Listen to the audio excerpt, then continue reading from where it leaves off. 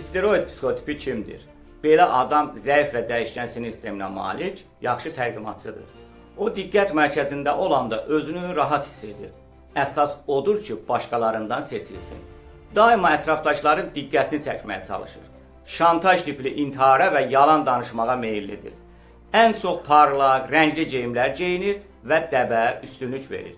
Həqiqəti tərif etmək onun üçün çox asandır. Məsələn, xanım steroid deyir: mənim ərim xəsis deyil ki, sadəcə qənaətçildir, yaxud mən tənbəl deyiləm ki, sadəcə müdürümüz çox tələbkardır.